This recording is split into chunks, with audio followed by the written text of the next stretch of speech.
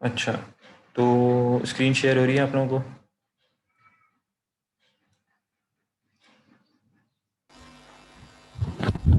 Yes sir.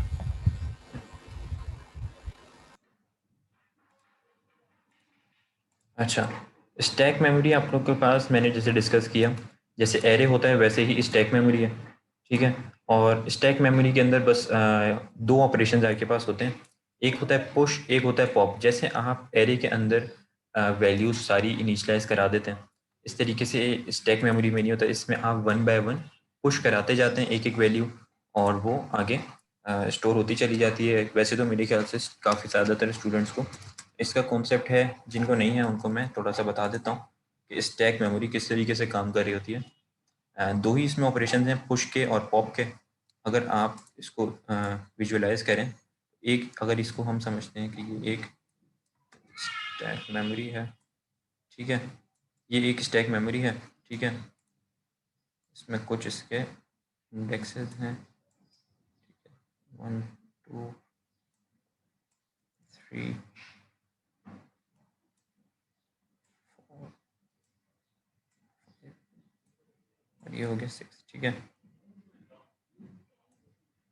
ठीक है, ये इसकी ये एक स्टैक मेमोरी को आप कंसिडर कर लें। लिख देता हूँ।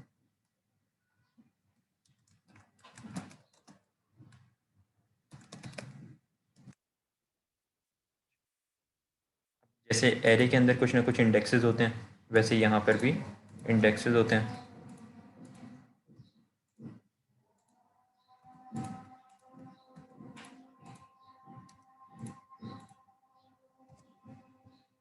हाँ, एक मिनट अजान हो जाए तो मैं आप कंटिन्यू करता हूँ।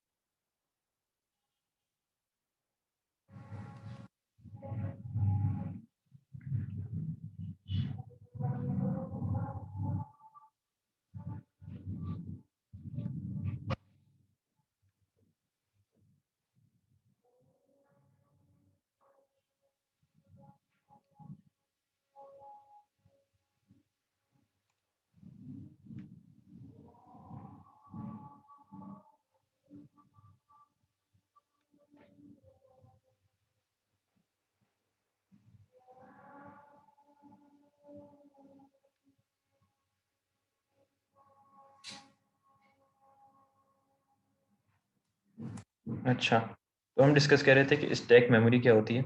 स्टैक मेमोरी बेसिकली इस तरीके से, उसमें भी इंडेक्सेस होते हैं। अब इसके अंदर अगर हमें ये वैल्यूज अगर हमें यूज़र ने दे दी 2 4 6 8 9 1, और हमें इनको इंसर्ट करना है, तो हम क्या कर रहे होंगे, हम इसके अंदर जैसे हमने अभी डिस्कस किया कि पुश और पॉप का इंस्ट्रक्शन परफॉर्म करते हैं। पुश से क्या होता है कि वो वैल्यू इंसर्ट हो जाती है, ठीक है। और पॉप से क्या होता है, अगर हमें वापस वैल्यूज़ चाहिए तो वापस वैल्यूज़ आ जाती हैं, ठीक है, रिवर्स ऑर्डर में। तो यहाँ पे किस तरीके से काम हो रहा होता है कि अगर मैंने ये 2 4 6 8 9 1 है, ये मैंने इंसर्ट करना है, तो मैं पुश करूँगा, पुश 2, ठीक है। तो पुश 2 से क्या होगा, यहाँ पे 2 वैल्यू आ जाएगी, ठीक है।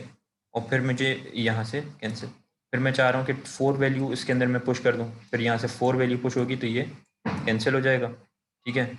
और 2 यहाँ आ जाएगी, यहाँ से कैंसिल होके, और यहाँ पे 4 आ जाएगा। फिर मैं पुश 6 करूँगा, ठीक है। तो पुश 6 होने से ये यहाँ से कैंसिल हुआ, ठीक है। 4 यहाँ से कैंसिल होके यहाँ आ जाएगा, 2 यहाँ से कैंसिल होके यहाँ आ जाएगा, और 6 यहाँ आ जाएगा। फिर मैं पुश करूँगा 8, तो 8 यहाँ से कैंसिल होगा, 8 यहाँ आएगा, 6 यहाँ से कैंसिल होकर 6 यहाँ चला जाएगा, 4 यहाँ से कैंसिल होके यहाँ चला जाएगा, 2 यहाँ से कैंसिल होके यहाँ आ जाएगा। इस तरीके से 9 के ऊपर यह परफॉर्म होगा, 1 पे परफॉर्म होगा, ठीक है। और इन द एंड यहाँ पे 2 आ जाएगा, 4 6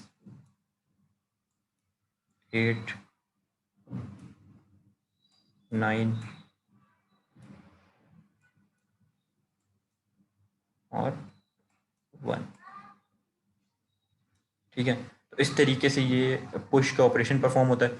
और जब पुश हमने कर दिया, अब मैं चाह रहा हूँ पॉप करना कि यार मैं ये वैल्यूज़ वापस यूज़र को शो कराना चाह रहा हूँ, तो ये रिवर्स ऑर्डर में वापस निकलती हैं, क्योंकि जो इस क्यू होता है हमारे पास, उसके अंदर होता है फर्स्ट इन फर्स्ट आउट, और स्टैक में होता है लास्ट इन फर्स्ट आउट।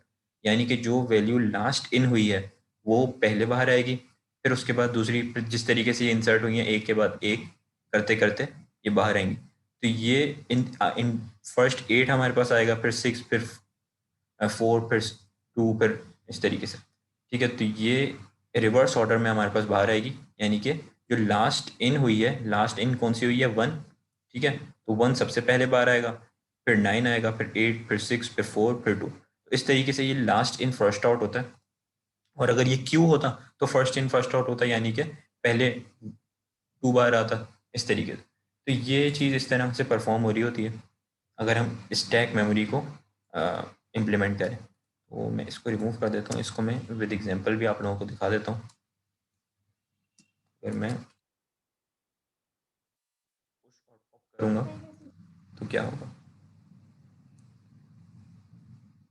अगर मैं कुछ वेरिएबल्स ले लेता हूँ, वेरिएबल 1 डी वर्ड, ठीक है, 100, वेरिएबल 2 डी वर्ड 200,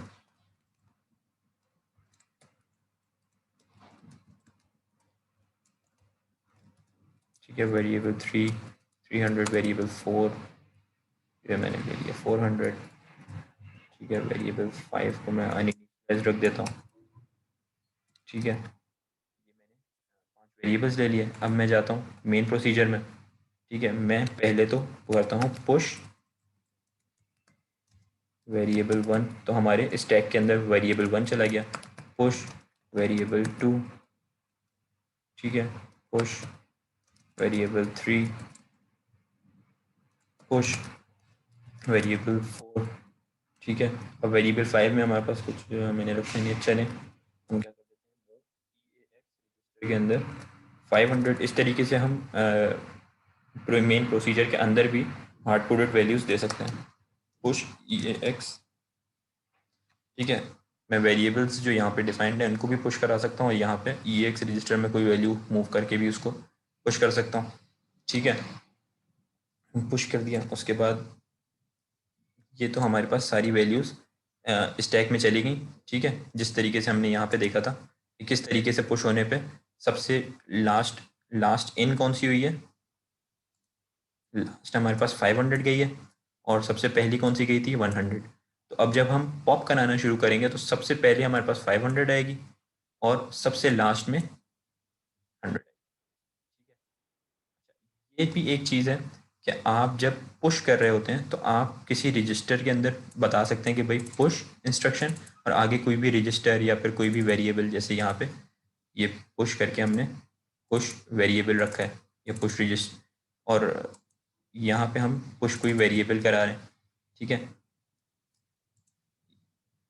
ये तो वेरिएबल्स हो गए, ठीक है, वेरिएबल 1 2 3 4 5। और अगर यहाँ पे हम कोई रजिस्टर को पुश कराना चाह रहे हैं तो रजिस्टर भी कर सकते हैं, EAX में भी डाल के हम कोई वैल्यू दे सकते हैं, AX में, AL में, AH में, इसमें चाहें। और कोई कांस्टेंट वैल्यू भी डायरेक्ट चाहें तो हम पुश 500 करेंगे तब भी वो पुश हो जाएगी।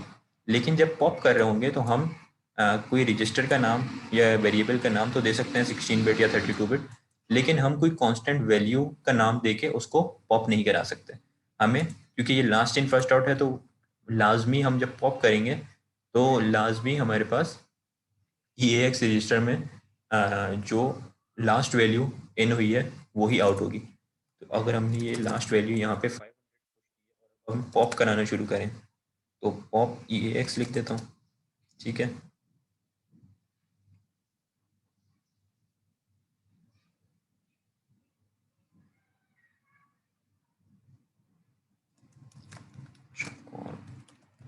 राइट डेसिमल, ठीक है। इससे ये क्या होगा, जो ई एक्स रजिस्टर के अंदर पॉप हुई है वैल्यू वो राइट डेसिमल हो जाएगी, लाइन ब्रेक हो जाएगी इससे, ठीक है। इसी तरीके से मैं यही काम एक दफ़ा हुआ, मैं इसको कर दूंगा तकरीबन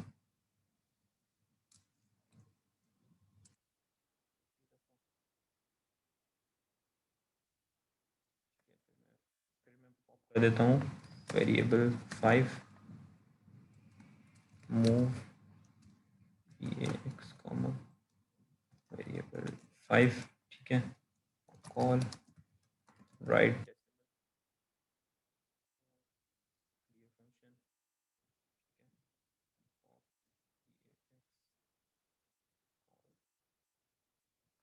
डेसिमल, ठीक है। कॉल फंक्शन, ठीक है। फिर एग्जिट, हमने पहले से किया हुआ। अच्छा, अब क्या होगा जब आप इसको देखेंगे रन करके, तो हमने लास्ट फर्स्ट 500 दी थी वैल्यू, लेकिन सबसे पहले 500 आएगी पॉप होने पे, सेकंड टाइम 4, फिर 3, फिर 2। तो ये इस तरीके से 100 रह गया।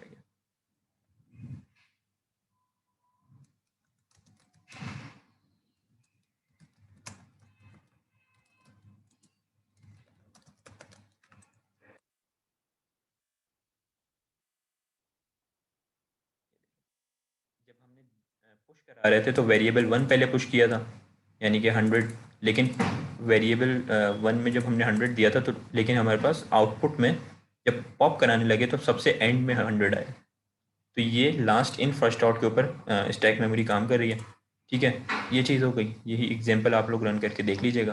अच्छा, इसके बाद हमारे पास कॉन्सेप्ट आता है रैंडम 32 का, ठीक है। ये तीन कॉन्सेप्ट्स हैं, रैंडम 32, रैंडम रेंज और रैंडमाइज। ये सिमिलर कॉन्सेप्ट्स हैं, इनको पहले हम देख लेते हैं। तो रैंडम 32 हमें क्या कह रहा है, अच्छा चलिए एक काम करें आप लोग, 20 मिनट्स का एक ब्रेक ले लें, ठीक है। और 20 मिनट्स के ब्रेक के बाद हम दोबारा से कंटिन्यू करते हैं। आप लोग 2 PM के ऊपर दोबारा से ज्वाइन हो जाएं, ठीक है। 25 मिनट्स का आपका ब्रेक है, ठीक है।